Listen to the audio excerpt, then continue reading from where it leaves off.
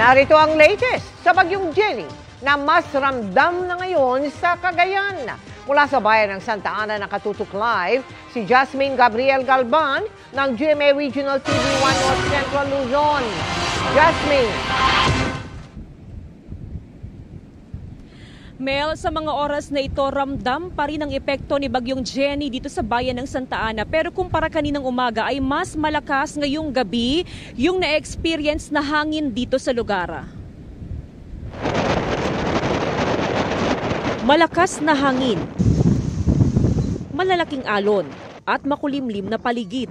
Ganyan ang naranasan sa bayan ng Santa Ana sa Cagayan dahil sa epekto ng Bagyong Jenny. Nangangamba tuloy ang pamilya Bayani mula sa Barangay Palawig na hindi pa umano nakakabangon mula sa pananalasa na nagdaang mga bagyo. Baka raw kasi masira ulit ang kanilang bahay. Yung Bagyong Egay noon, ma'am, talagang tinangay niya yung 10 yero. May nagbigay ng yero ng mga kapitbahay. Si Aling Maria, posibleng pag-apaw naman ng ilog ang pinangangambahan. Gabi na nandito pa rin ako sa labas, nag-aantay ng darating na bagyo. Apektado na rin ang kabuhayan ng mga mangingisda na inilipat na sa mas mataas na lugar ang kanilang mga bangka. Sisira, tapos lalagay sa kwan. Ganyan din ang ginawa ng mga taga-Kalayan.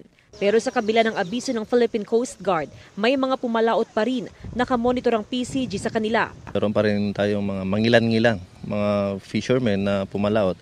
Pero within the vicinity lang sila ng Municipal Waters of Santa Ana. Yung mga iba, ma'am, ay pinagsabihan na natin sila na hanggat maaari ay wag na silang pumalaot. Pinakabinabantayan ng PDRRMO ang Calayan Islands. Hindi na pinapayagan pang pagbiyahe ng mga ferry boat, cargo at fishing vessel. Prepare naman sila sa mga pre-deployments nila in every island. Nakadeploy na ang mga rescue personnel mula sa PNP, AFP, PCG at PDRRMO sa iba't ibang mga bayan sa probinsya.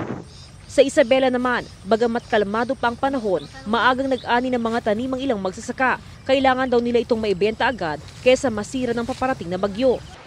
Ang ilang mga taga Ilocos Norte, maaga na rin nag-ani bilang paghahanda. Naka-alerto rin ng iba't ibang lokal na pamahalaan sa probinsya at naka-standby ang mga kagamitang pang-rescue gaya ng rubber boats at heavy equipment. Binabantayan din ang pagtaas ng mga ilog sa lugar.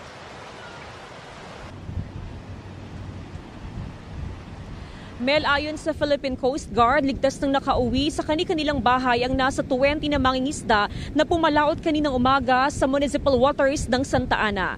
Yan muna ang latest mula dito sa probinsya ng Cagayan. Balik sa iyo, Mel.